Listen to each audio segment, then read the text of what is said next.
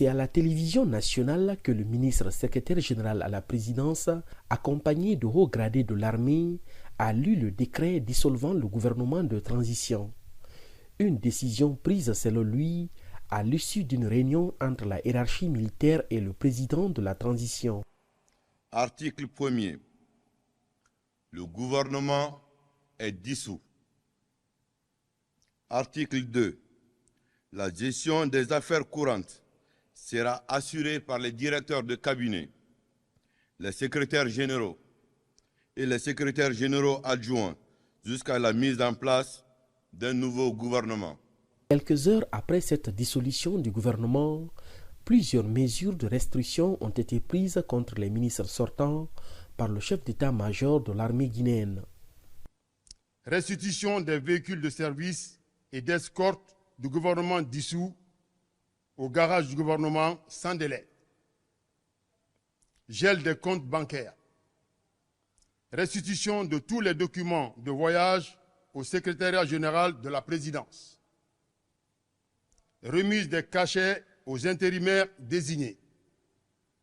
Démobilisation de tous les gardes du corps et aides de camp.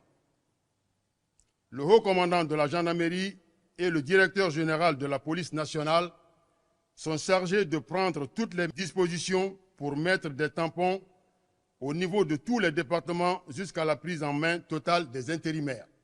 Après la dissolution du gouvernement, dans les rues de la capitale Conakry, les Guinéens restent divisés sur la composition du nouveau gouvernement pour la suite de la transition. Il n'y a eu que de souffrance, les Guinéens se plaignent un peu partout, donc ça ne va pas sur tous les plans pratiquement. Donc pour moi, le gouvernement là devrait partir depuis longtemps. Pour trouver une solution de sortie de crise, il faut un gouvernement d'union nationale et à la tête de ce gouvernement, un premier ministre purement politique. Moi, je pense que pour nous faire sortir aujourd'hui dans ce pétrin-là, il faut miser aujourd'hui sur un gouvernement technocrate, un gouvernement des gens qui ont de l'expérience, qui ont déjà géré des crises qui dépassent aujourd'hui celles de notre pays. Il faut miser sur ces gens-là aujourd'hui pour nous faire sortir aujourd'hui dans ce pétrin. Parce que franchement, dans le pays, ça ne va pas. Les acteurs sociopolitiques restent pour l'instant prudents face à la dissolution du gouvernement. Plusieurs d'entre eux disent vouloir investiguer d'abord pour savoir les vraies raisons de cette décision du président de la transition. Pour eux, la priorité du moment reste le retour à l'ordre constitutionnel en fin d'année 2024. Tierno Alpha Ibrahima Baldé, CGTN français, Guinée-Conakry.